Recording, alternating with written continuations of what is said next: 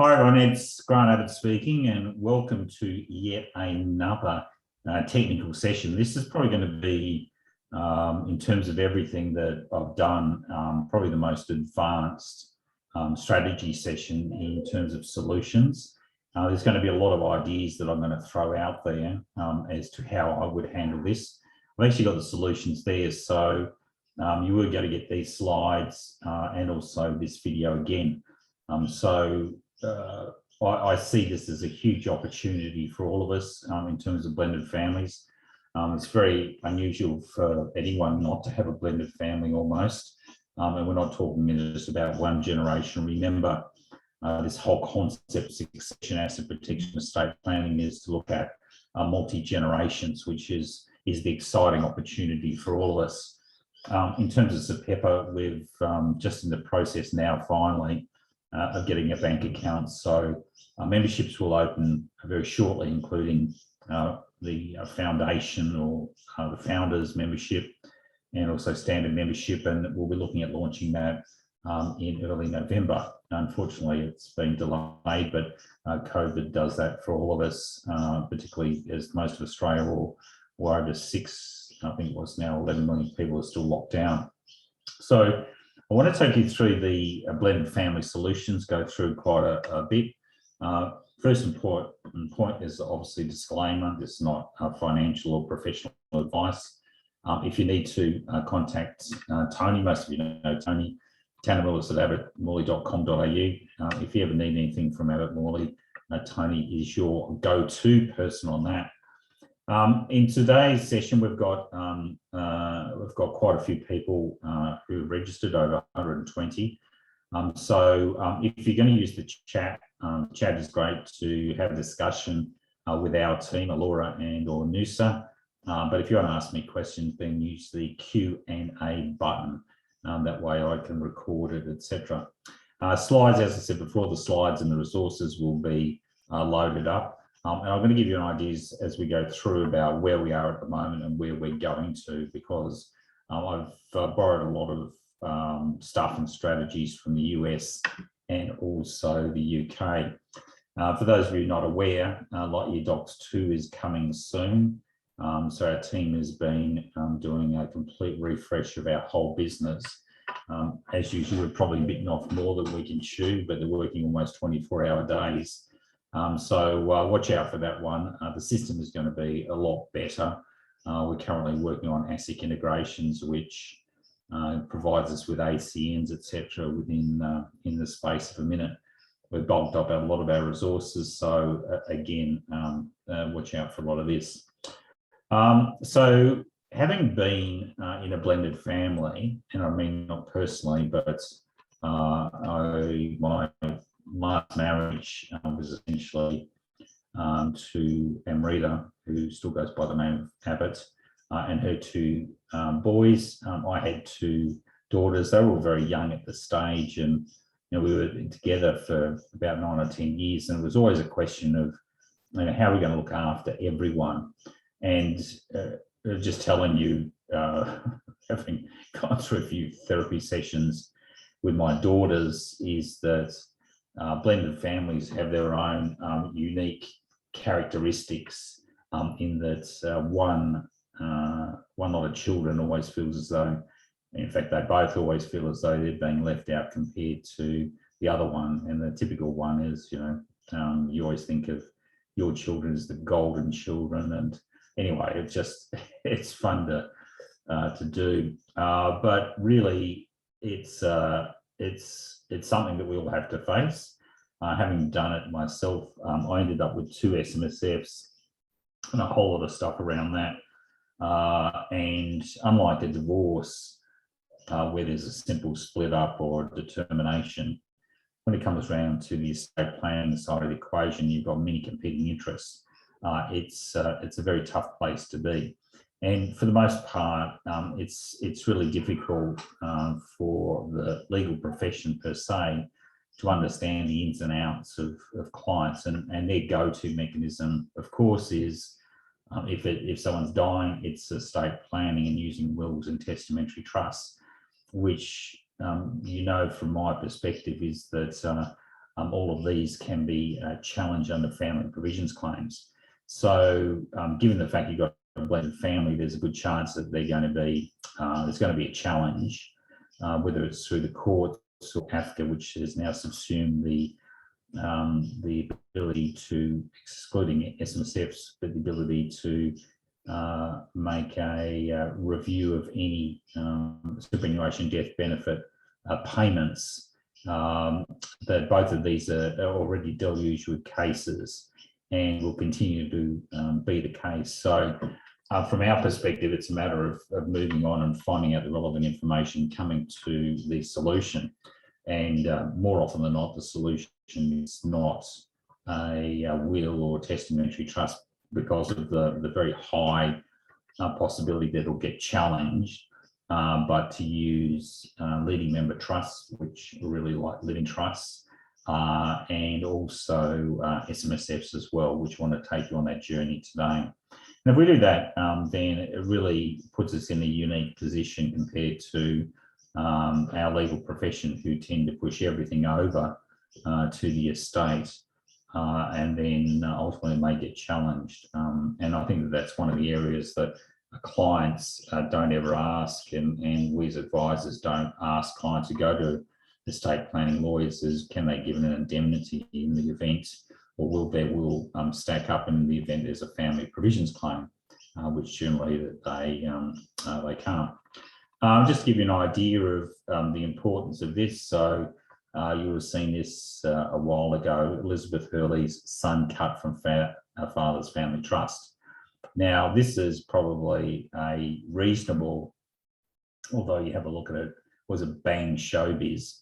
I'm not sure if they're really high up on the scale of must go to discussion or educational pieces every day. But the one thing out of this is that if you had a look at most of the Australian media around the time that sensationalised it, was all about cutting him out of the will.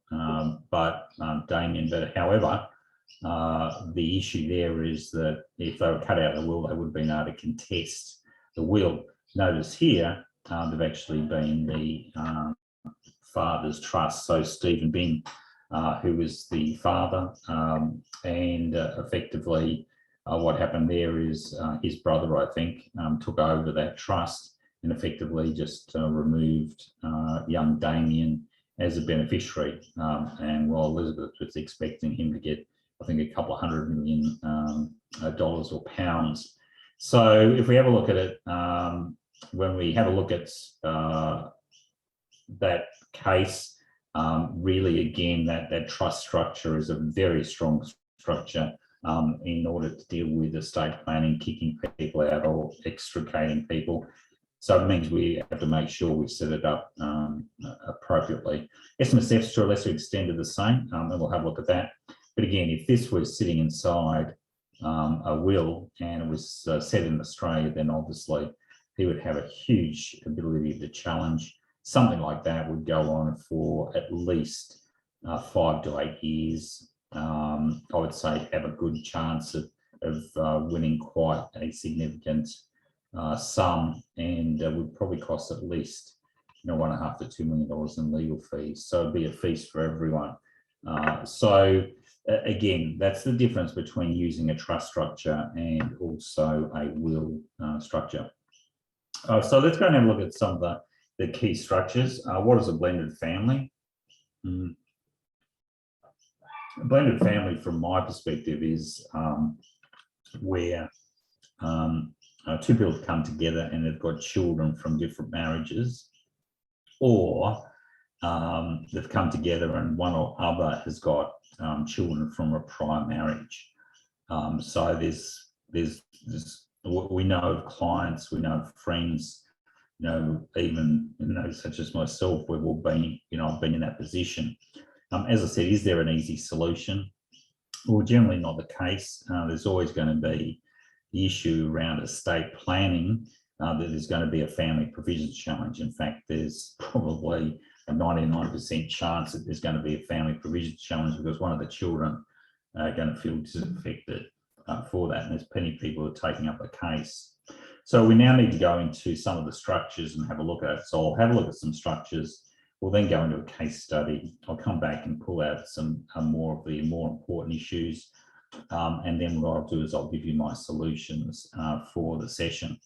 So we've got 3 trusts there. We've got our discretionary trust, leading member discretionary trust, and then we've got the living trust. I want to just go through them. The living trust is a variation of the leading member trust, but I just want to take you through the elements there. So most of us understand a discretionary trust. We have appointors, we have a principal beneficiary, we have the settlor who's really in and out in Australia, and also the trustee there. Principal beneficiary, we might have a number of them. We might have a number of secondary beneficiaries, but quite often it's their children and structures that they're involved with, for example, trusts and companies and the like there. So the good stock standard, we might have a trustee company, so we've just got typically the ordinary shareholding company. I've seen somewhere there's the ordinary shareholding company is utilised as well to hold to be used as a bucket company. My preference is, of course, to have it quite separate. If you've got a trustee company, then that's what that trustee company should do. There's a paper, if you go into the leading member section in the client emails, etc., in the Strategy Support Centre. If I just show you here, I'll just bounce out a few just quickly so you get a bit of a look. So if we go to our Strategy Support Centre, which will be replaced shortly in HubSpot. So if I just go in here, just show you around. So this is the Strategy Support Centre, which you can access directly from the LYD site. You've got a lot of how-to solutions, legal, technical and strategy questions there, webinar videos, which is where this is, and then client email, data captures and letters of advice. So we've got a lot of email copy there that's all done for you. We've got the protector, client letters and recommendations. And then we've got down here the leading member advice toolkit. So this leading member discretionary trust, there's an explanation there of how a leading member discretionary trust is different from a typical discretionary trust. From your perspective, what we've done is we've, instead of having a look at the focus of being a principal beneficiary, then the trustee, then the appointor, which is typically the case, we've done the reverse and got rid of principal beneficiary. So that term you won't find our leading member discretionary trust. So our focus really is on that leading member appointor, because essentially they're the ones who control that trust. So we've got our first leading member appointor, and it may well be a joint appointor, although my preference is, particularly if you're looking at blended families, is to probably just have one person as a leading member appointor. Now, from that perspective, the way that, if you've seen me discuss and go into our deeds, that leading member appointor is the main beneficiary of the trust. So they're the number one. So you haven't got Joe Bloggs or John Smith or whatever. And that's the problem, is if you start putting names down, and when they die, getting incapacitated or divorce, you have to change the whole thing.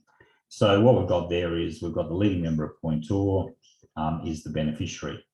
Now, at their option, they can include the spouse or exclude the spouse. Either way, it doesn't make any difference. So again, one of the questions you'll come up in a blended family when you're building these is, will the spouse be included or will the spouse be excluded? And from there, we then go down to having obviously the leading member appointor. In fact, I might just jump on while I'm on here. Hopefully you can see this little one here. So this is my little picture here. So let me just get rid of this. So we've got John here, which is okay. And then we're going to be looking at the children underneath there. So they're the children from the first marriage. Now we then may have Sally, who's the second marriage. and she comes in with her own children.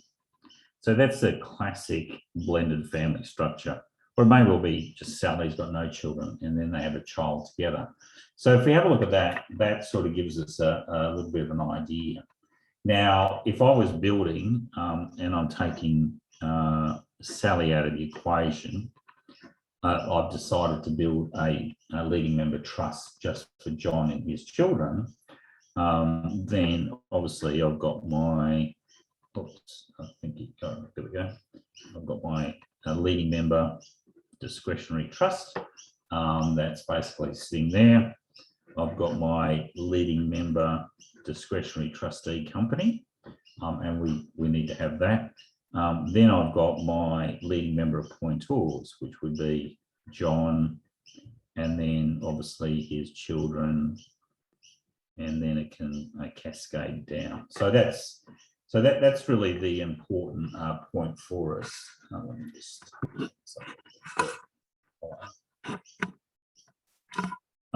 oops, sorry about that. Sorry, still getting used to using this little tool. There we go, that's better. So when we have a look at that, that's pretty crucial. But again, when we have a look at the beneficiary is not John, it's the leading member appointor. And then flowing from there is their bloodline children, and then bloodline grandchildren, and so on and so forth. And it keeps on going down the track. So that we've done away with the principal beneficiary and made the leading member appointor. Now it's up to him whether he wants to introduce Sally to the equation, but in this instance, let's cancel Sally out from that. So we've got it just going straight down to the bloodline, which is important. We can have, for example, companies and trusts and superannuation funds for distributions going out, but they need to be linked to this cohort here. So it always is that leading member. Now, if John becomes incapacitated or dies, then the leading membership goes down to the children. And then John's shares, because remember, he's for those of you who listened in, John is the only shareholder, so his shares are cancelled, and then they'll be issued to the next leading member appointors. They now become automatically, they're now the principal beneficiary. Well, remember, it's not principal, but they're the main beneficiary, and then it flows down there. We've made changes to leading member as well, so it also includes former leading members in there as well as their children. So we've now got a pretty comprehensive plan there for that. If we have a look at back here, so if you have a look at that leading member discretionary trust, whenever you're setting a trust up for a client, you need to send them that and just say, which do you want? Do you want to have that leading member, that royal trust that gives you longevity and succession? If you're looking at leading member SMSF, I need to rename that. In fact, I might get you to do that, Alora. So this is a SMSF leading member case study. So this is for SMSFs only. So have a look at that and have a look at that. They're your two real go-tos from that perspective. So when we have a look there, we're looking at a discretionary trust. And then what I'm going to do is look at the leading member. Now, has anybody got any questions on that? Because I'm going to take a bit of a jump from there. So from Phil, what if the situation is the leading member has an ex-spouse and now has a de facto has been with for 10 years? Who would you include or exclude in this case? Surprisingly, Phil, both the ex-spouse and the de facto would have an ability to challenge under the family provisions sections of the relevant succession acts. So it's a matter of what are we going to do?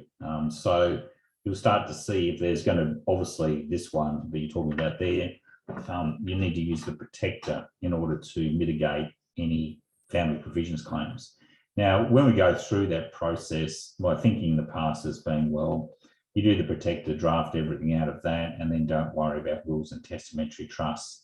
but I feel as though it's worthwhile now actually building both on both sides. So the question there, Phil, is if we go down and have a look at, again, I'll just jump out of here. If we go down and have a look at, again, this scenario, where we've got the ex-spouse or the current de facto. Clearly, if it's an ex-spouse, get them out. The question is, if the current de facto, do we want to bring them in there? So, for example, if that de facto is just new and John's worried about, he's already been led to death by Sally, John might want to get out of there completely and leave the children to run that leading member discretionary trust. So his new de facto has to fight tooth and nail to show that John is actually in control of that leading member discretionary trust, which is another way we've set it up for that one, if that makes sense. So what I want to do now is just take you, I'm going to give you a bit more of a concept that we're moving towards. And again, this is, you can do a lot of that. For those of you who've been through the SMSFs course, you will have heard me talking about living trust, and there's some great videos on that in our materials. So the leading member discretionary trustee company, and then we've got a leading member discretionary trust, a leading member appointor, and so on down the track. So what we're doing now is, this is fantastic. So if it's for John or for most of your clients that are together, John and Sally, and this applies to current clients in discretionary trusts, etc. So the first question is, one is, do we change jurisdiction? So we move it to South Australia, so there's no rule against perpetuities. Now, the question is, what happens if both the key leading member appointor and, let's say, if it's their spouse, assuming there's not a blended family, they both die. So what happens there? So, well, we know that we've got now an uplift of the next leading member appointors. So they will now become the core beneficiaries. And as a consequence of that, that's not a bad idea in this instance to have, for example, the kids acting as joint. But we probably need a little bit more than that, because there's a good chance that there's going to be a fight within that trust. So the concept of a living trust is one that carries on into the future. So that, let's say we've got two children. So we've got, I think it's Ben, and let's say it's William. We've got two kids there. What we can do is, this is the first generation of this leading member discretionary trust. The second generation, we can start to split that trust. And this has been around a while. In the past, you can clone it if you want, but you've just got to be careful around the capital gains tax issues. Mind you, if it's on death, we're using the protector and the only assets in here are a loan. And cloning on death is potentially not a bad one, because there is no capital gains tax issues. If you've got a call option, it's probably going to be completely different.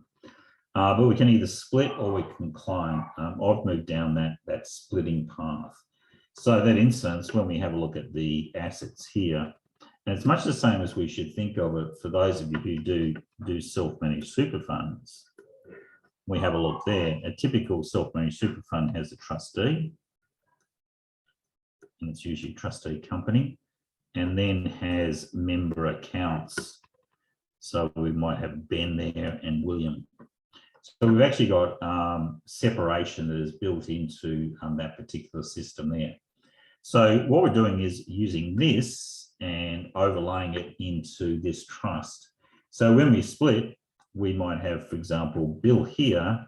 We can put some T's and C's around Bill, depending on Bill's age, etc. And that means that the T's and C's we put around it is almost as if it is equal to a testamentary trust, but it's built within this leading member discretionary trust. So effectively, once mum and dad are gone, it ends up being split, if that makes sense. So again, to look at it from an accounting perspective, we treat it much the same as we would with a superannuation, where we determine what the benefits are for each of the assets, and then what the distributions are for each side of the equation. So when we have a look at that, that's even further on from the position that we've been in the leading member discretionary trust. So if I just bounce back to the slides and have a look here. So we've had a look at a discretionary trust, which is okay. It's a good vehicle, again, to get us around family provisions. But unfortunately, there's, because of the focus on principal beneficiaries, it doesn't give us that flexibility or that bloodline structure. Now, the leading member discretionary trust, absolutely, it's fantastic. But where it comes up into a hard wall is when we're dealing with that next generation coming in. And look, this is a beautiful thing. I mean, it's a great way to pass estates between generations and generations, not having to worry about capital gains tax and stamp duties, provided, of course, it's not a new trust that's been set up. So to me, this is fantastic. And Alicia from our office, who many of you are going to get to know in the future, she'll be handling a lot of your tech queries and tech support or legal support. She's done quite a bit of work on the issues around changing over beneficiaries or the leading member appointors, so which is pretty good. No capital gains tax, obviously, but we just have to be careful about duties, etc. So we've got now the discretionary trust, the leading member discretionary trust, and the living trust. I'm going to come back to that one. The estate planning versus SMSF estate planning. So that's pretty obvious. Estate planning is our assets.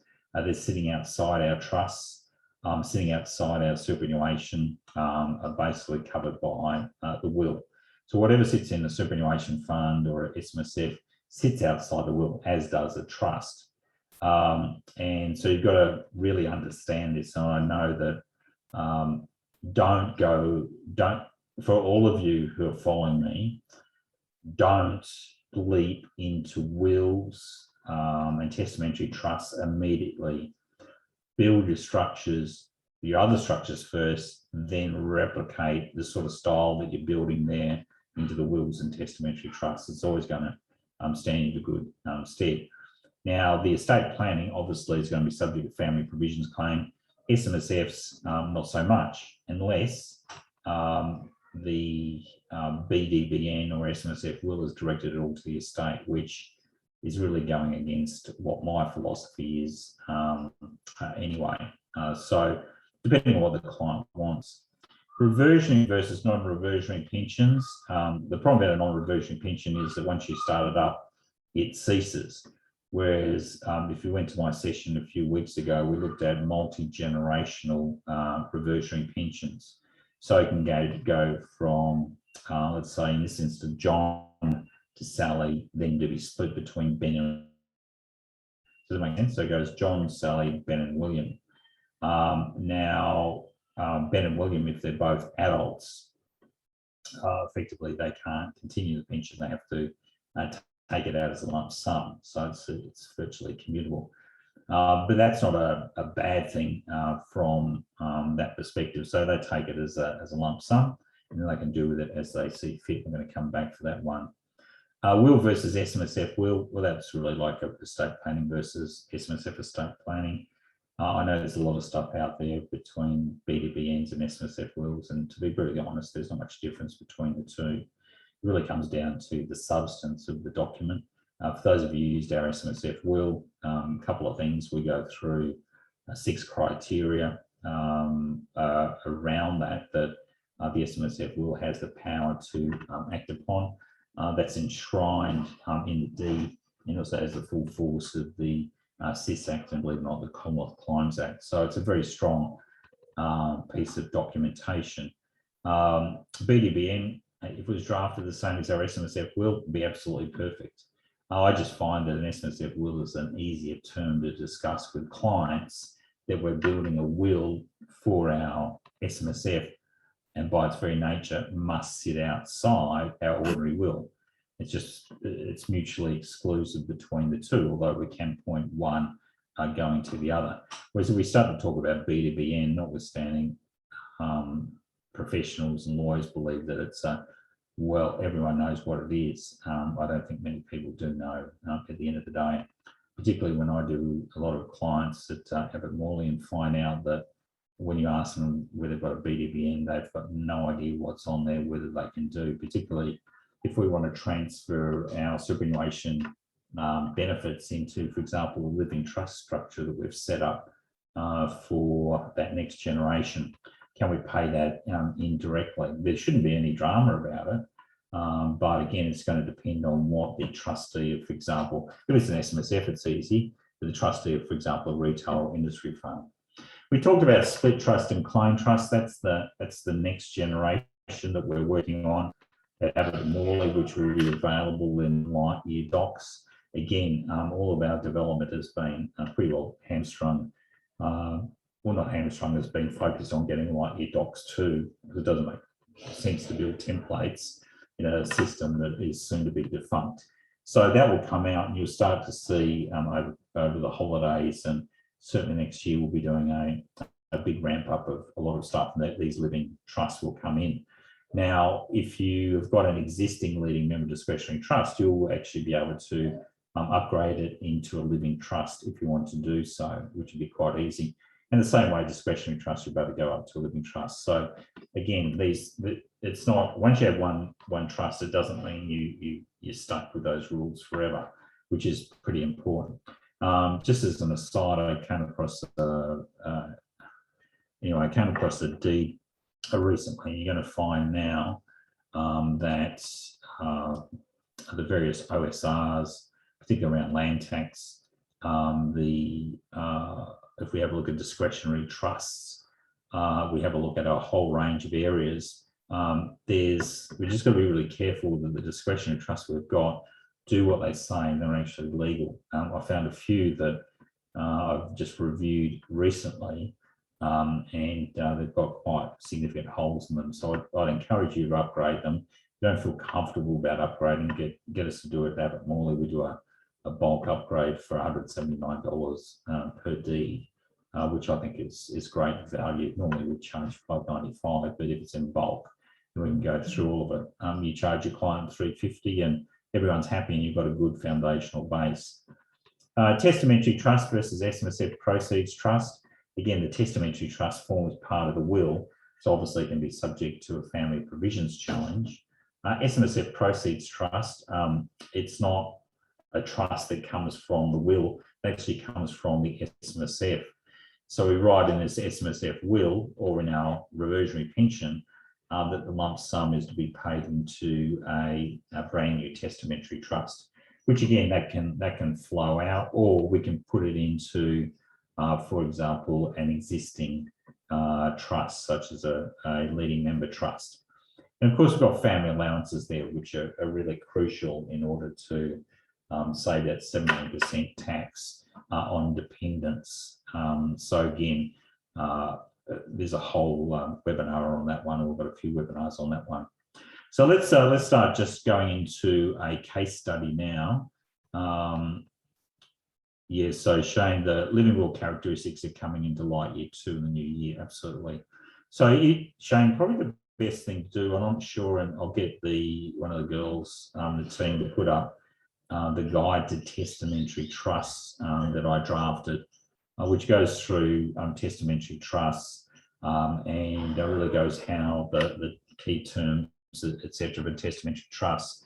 Now I'm building a guide to living trust, which is going to be very much along those lines. So have a look at that one, Shane. You'll start to understand when we get down this second generation subtrust and third generation subtrust, what they're going to be looking at. So I'd envisage that the living trust will be released around about February, once all you guys come back from the holidays and hopefully everyone is out of lockdown. So I've got John, who's 63 years of age, has 2 children from his first marriage, Ben and Simon. I think I said Ben and William. So Ben and Simon, aged 35 and 32.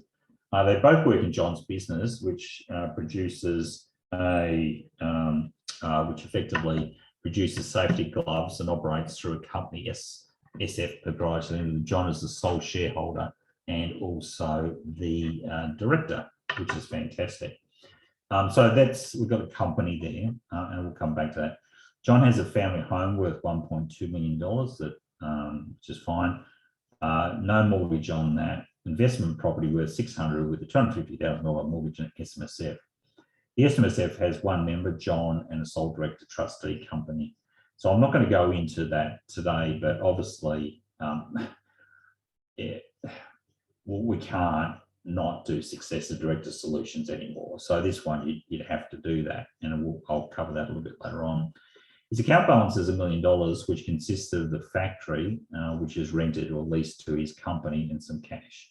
So he's done I've tried to put in everything in here, but not not make it overly difficult for you. So Ben and Simon are to get the investment property and family antiques and heirlooms. So, John's let it be known that they're going to get the investment property. Now, if we have a look there, if we then go down to the next slide. 5 years ago, John met Sally, now age 45, so she's quite junior to him, has a child from a former partner, Adriana, who's age 20 in rehab. So that's sort of, just the way that things work. So we've got a classic blended family there. Sally's an artist who has never sold anything, but has turned Simon's bedroom. Remember, Simon is the eldest son, actually the youngest son, in the house to a studio, and let Adriana stay in Ben's. There is friction between the families, obviously. I feel sorry for old John because he's probably going to get in both ears. Now, John has promised his boys that if something happens to him, they will get the business and also the factory so they can keep the family business going. He told Sally that she could have the house and a $60,000 tax-free income until she met someone else. Well, that's fair enough. So let's go and have a look, and I'm going to come back on the solutions on that, and we're going to be bringing in a lot of this sort of stuff here. But it's interesting to see, what are your thoughts around that? So this is not out of the ordinary. If you took this to an estate planning lawyer, you'd be up for, look, I'd say it's going to be $20,000 to $25,000 because they're going to push testamentary trusts. They're going to put a lot, but if you just ask them if is this guaranteed not to be challenged, they fold like a house of cards.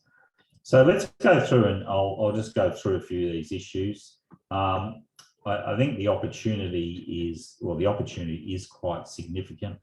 Once you become that SPEPA advisor, it will give you the confidence, but the ability to go out backed by an association that effectively you can deal in this area. For the most part, there's no licensing requirements. I haven't had a chat with anything yet that requires licensing. So there's a lot of opportunities anyway, and you already know that, dealing with clients who've been raising the bloodline issue, that control stuff. They all love that sort of stuff. And then I'm not sure if you've seen the Protector video, but Laura Noosa, can you go and get the Protector video from Vimeo? Again, just send it out to everyone here. If you haven't had a look at it, have a really good look at it. This is going to be for the benefit of your clients, so you'll be able to send it out to your clients, explaining what the Protector is about. So again, that goes through the 5 core issues where people are effectively exposed, and how that strategy can be used to effectively beat in the most part all of those strategies. Now, importantly from that one is dealing with blended families is a really tough one. So when you're dealing with it, you may have been dealing with one client or one of the blended family leading partners separately, and other ones come on.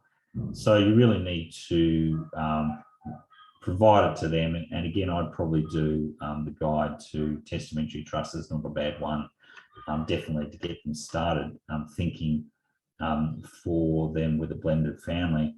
So the question is, if they both died yesterday, what's really going to happen? What do they want to happen? And that you'll find then that's where everyone gets flummoxed, even myself and previously. So I'm in another blended family relationship. So I'm managing everything through my leading member discretionary trust rather than through wills, etc. So when we have a look at that, what happens in the event that they both die? And the second one is there a possibility there's going to be a challenge to the estate? Now, given the fact that, again, you've got friction while they're alive, of course there's going to be friction at the end of the life. So the client needs safety, security, and certainty. Now, there's going to be a lot more work involved for you, but again, it's greater work. And obviously, it's premium work. If you're dealing with a blended family, you can virtually almost increase your fees by 150%, simply because it's quite a significant piece of work. Phil, Grant, do you have a framework that breaks the case study down into, yeah, I'm looking at, you're going to do that now. So I have got the solutions to the case study, believe it or not. Okay, so while they're alive and while they pass away. I haven't got while they're alive, but I'll cover that. So that's a good one, Phil. So thank you for that. And I'll cover that as we go through. So I've got a couple more slides and then we'll get into the solutions. If I then go down to the next one, so blended family, control is really the issue, and that's during life and also after death, obviously. So if you've got assets in your own name, then they're going to be controlling it directly.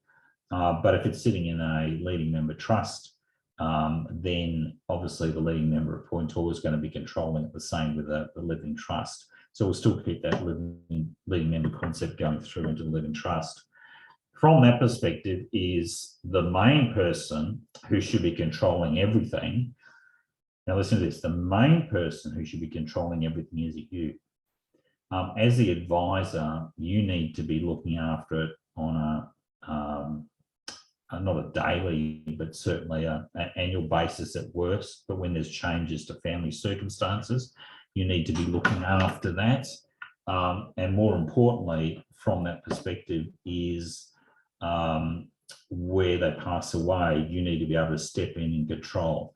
And you'll see in our wills and also SMSF wills that we've designated you, or you can be designated as the key person, as the advisor to that SMSF estate or the ordinary estate, or exactly the same with the living trust or living member trust.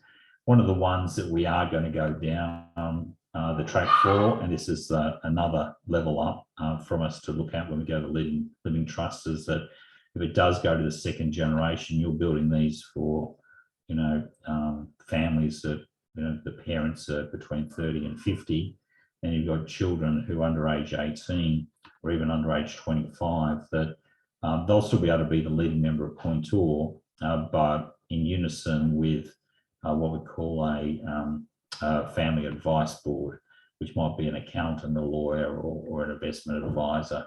So those three can come in and guide the children or the split trust or the total structure up until a point in time, say the child's 25 or 30 or whatever. By doing that, then that provides a bit of that safety, certainty, security, because it doesn't make sense to set one of these up, split the trust, parents die, and then find that the 18-year-old's going to then just make a capital distribution, pull money out of the bank account and then go off and running. So the most important thing is to make sure your name is on all the documents and that you're going to drive it, and tell the client that if there's any change to family circumstances, if you buy anything, if you're going to sell anything, you're going to make any really big business decision, that make sure they advise you to start off with, so that you know exactly where to place the asset. As many of you probably well aware that there's obviously issues that it's easier to plan. It's very hard to plan when the event's already happened. Now, for different drivers and structures in terms of control, obviously, where we're dealing with trustee companies, or if you're not dealing with a leading member session, then effectively you're going to have the successor director comes in. Now we also want to tie up the shareholding there so it doesn't leak into the estate. So again, what we do there is the shares are cancelled with existing leading member, and new shares are to be issued. From that next perspective, when we have a look down that, if we have a look at companies, again, if there's death there, who are the shareholders, who holds it, who's the directors, etc., to control, particularly around trading companies. We need to make sure we have a successor director there. SMSFs are the same, so those are using our leading member SMSF or our standard SMSF, the executor or the leading member, the next leading member comes in and really controls that whole process. You can see here, if there's Katz and Grossman, which was 2005, a case where there was a self-managed super fund. Dad died with $1 million. Daughter was in the fund. Son was out of the fund. The will had both. The estate was to be split 50-50. There was an expectation. There was a letter that was produced from Dad to the trustees of the fund, which included himself and his daughter at that time, that in the event of his death, the monies were to go to the estate and be dispersed in the will according to the will. So both the son and the daughter were going to get 50%. Now, again, and you're going to start to see this happening more and more, the daughter effectively came in, Dad left, daughter took control.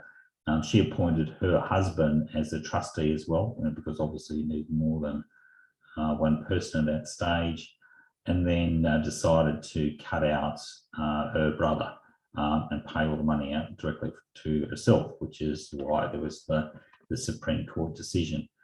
Supreme Court basically said, look, there is discretion in the trustee company. There is no way it can be forced out to the legal estate. And as a consequence of that, the payment out to her couldn't be challenged. There was a case last year, just slipped my mind at the moment, but in Victoria, where a similar sort of circumstance arose, and there was no consideration of looking after other potential beneficiaries. And then the court replaced the trustee, which again is something that I think we just need to be mindful of around that, is to be reasonably fair. But if you want to cut them out, then effectively you can cut them out. But remember, this was the use of discretion. If you've got an SMSF will, really there's nothing that can be done in that instance, if that makes sense. So just make sure you've got the control structures right. But again, even if you haven't got them up front, you've got yourselves there as the main guiding force in it. How to split, we talked about that. With a living trust or leading members variation, you can have sub-trusts, or we can even break out into clones if you wanted to do that. So you're not stuck in, if a client's already got, if the next generation has already got their own leading member discretionary trust, then effectively that can just pass through and monies be transferred over to that other trust if need be. So you can do a capital distribution through leading member trust into another leading member trust if you want to start to split there. But remember, this is existing families. You can do the same thing with a blended family if you wanted to, but you control that. The appointorship is going to be obviously a lot tougher in that regard, because you don't want to have any fights at that stage. With companies, you can actually separate share classes if you want. We're looking at doing quite a big revamp in our constitution, or our basic one, to add different share classes that have different characteristics, such as founders and we're business partners, etc. So that's coming out again early next year once LYD Docs 2 comes up, and I'm really hoping that around February that we can get out on the road and do road shows around Australia, but who knows on that one. I thought that we would have been okay this February, but it's not the case. The SMSF can be split to a living trust or one of those SMSF death benefits testamentary trusts that come out of the SMSF or through pensions, which we'll see. For wills, I'm not going to go into it any further, but with a blended family, there's a really good chance it's going to be challenged. So we'll cover that. Okay, so let's go down and have a look at some case study options. These are ones that I came up with this morning. So I'll just go through my thinking around this. Now, I'd love to hear some of your thoughts. I suggest you probably go away, listen to this again, go through and just think, well, what would you do in this instance? What's the best one? So if we have a look at John's children, obviously the company is exposed. The shares are in John's name. He has no discretionary trust. So a couple of things there is you need to have a successor director straight off, which is important. And likewise, if that business, those shares go into the estate, then obviously Sally and Andrea are going to make a challenge for that. Now, that's not a bad thing. I mean, that's just the way that the family provisions laws work, but it means there's going to be no continuity in business. And really, it means that when John has promised his two boys to have the business, the chances of that happening are very slim. So it may be a better idea to use the protector, switch the share value, so we'll determine what the current share value of the shares are, and put that into that family protection trust from that perspective. You might be able to use CGT, small business concessions, if you're able to use that, if it's an active asset, etc., to transfer them over without any capital gains tax, although that's not that easy to do necessarily, depending on the client. But we can use a protector to transfer the value. The key thing for me is so that they can keep again, I've got the corporate trustee, I think you guys know that. The key thing for me, though, is to ensure the boys get the business, is to make sure there's a call option, which is in your kit, from the trustee of the Family Protection Trust, so that John would issue the call option, and the holder would be obviously the trustee of the Simon and Ben leading member trust. So they'll be able to call the shares at any point in time from the executor. So even though on death the shares form part of the estate, there is a loan and there's value, and there's also a call option for those shares to go over into that trust. It's just a little bit cleaner there. And I'd also do the business as well, just in case something goes a bit wayward in terms of the share transfer. Again, have a call option over the underlying business, the goodwill of the company. So do both, which is pretty important. So if I have a look there, also put the investment property, the value of the investment property in there as well.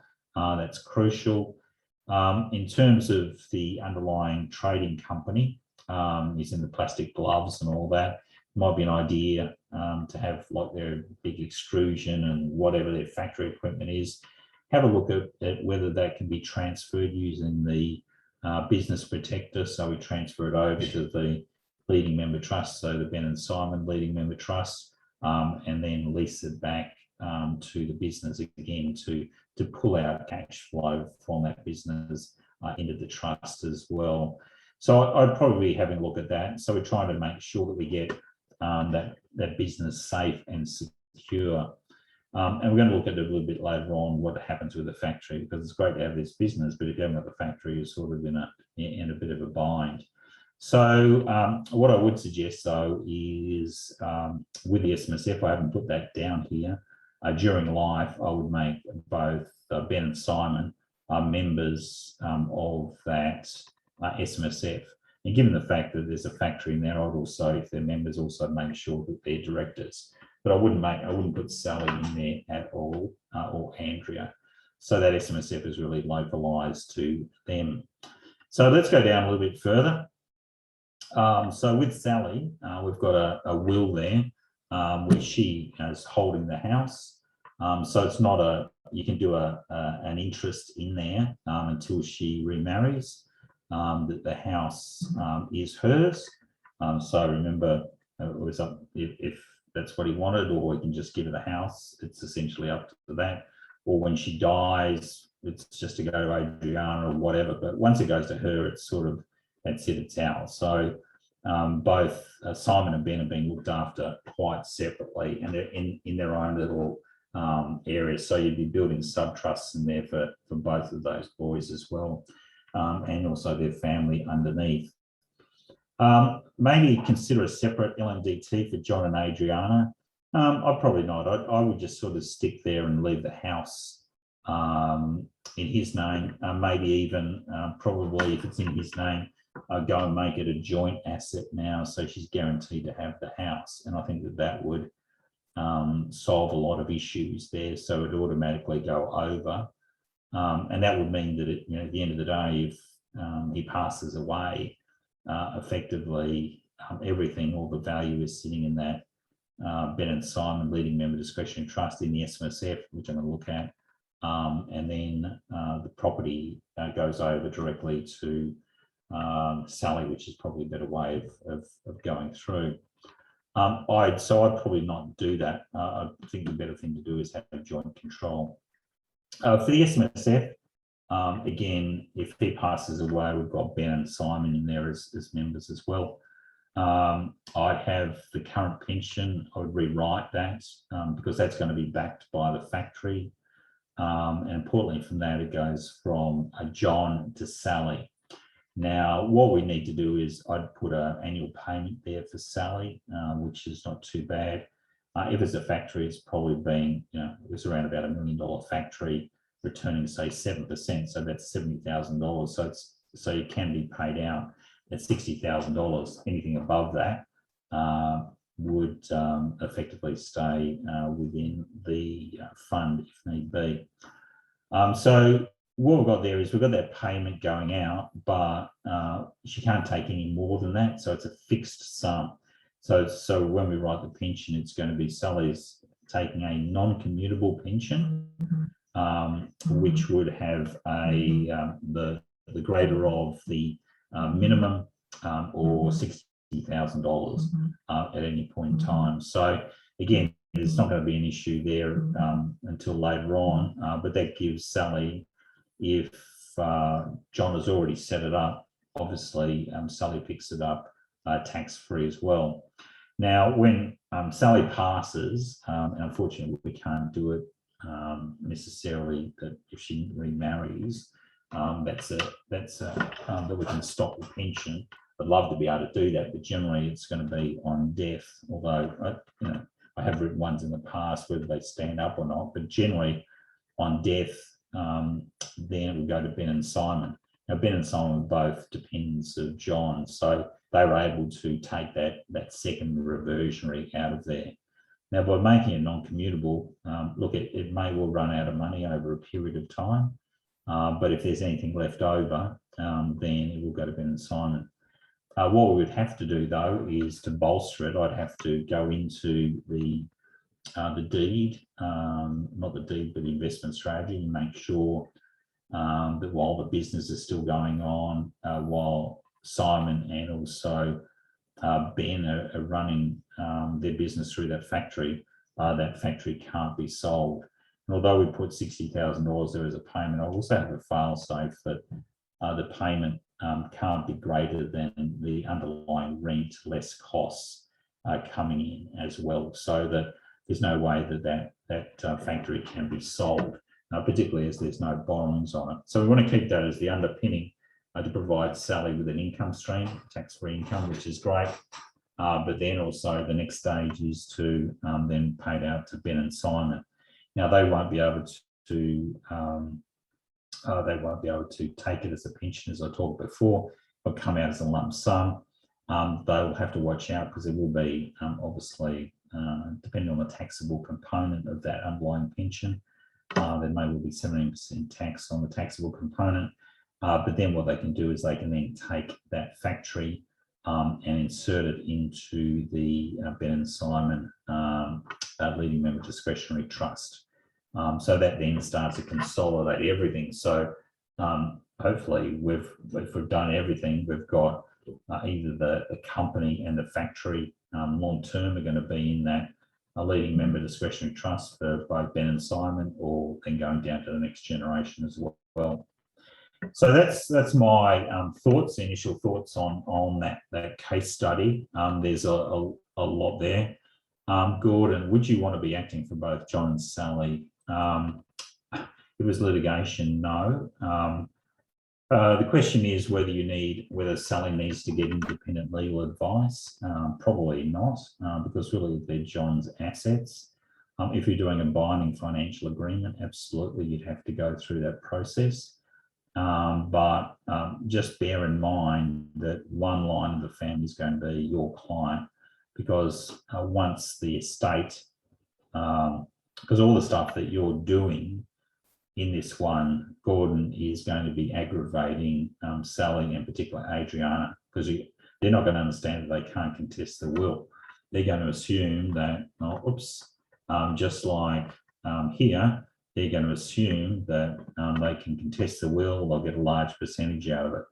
But if we've done our same thing, we can cut them out of the assets. But of course, she's getting $60,000 for the rest of her life, and also a house out of the deal as well. So that's just sort of some of my ideas around this. We're up against the timing. But what I'd suggest you do is go back, have a look at it, and we've done a really good helicopter view over it today, without getting deep down in the weeds, but we've satisfied all the demands and provided asset protection. And notice there really hasn't been anything in the will if we've made the assets joint we've made that house joint between Sally and also John.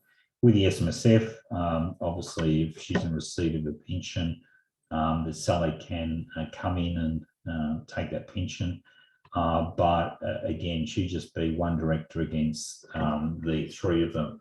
So I would suggest absolutely in that instance that making that a leading member SMSF, where the leading members, which are both Ben and Sally, not Ben and Sally, sorry, Ben and Simon, really control and have veto power over that. So it precludes her from taking out more than $60,000 or trying to sell the factory, etc. So leave them in control. You know, that'll give you a bit of an idea of what you can do with blended families. Can you cover it in and out? No, I could actually do this probably for 2 or 3 days, but we've got an idea there. The main thing that I would just take you back is that we've got the tools to deal with these.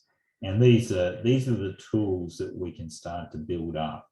And the big ones, even if you can get your blended families right, when you come down to ordinary families that don't have these issues in first generation, it's a lot easier. I can tell you, although blended families fight when both parents are dead, I've seen just as many non-blended families fight as well. So a lot of the structures and strategies we've been looking at are equally important there. Anyway, I think we've got a few next week. Michael is got a session on with a partner series. The session after that, I've got dealing with testamentary trusts. I've also got the Australian government solicitor has produced an excellent guide on signature requirements now under the various states and COVID laws, deeds, witnessing, the whole box and dice. So what I'm going to do is I'm going to do a bit of a deep dive on that, and then I'll do a pop-up webinar on signatures, which are going to be relevant for all of us. So that way we can just get it in the can, etc. So watch out for that one, and we'll be there. But LYD Docs 2 is coming down the track. I'm going to be in Adelaide. For those people in Adelaide, I'm in Adelaide, I think on the 18th of October for a week, all things being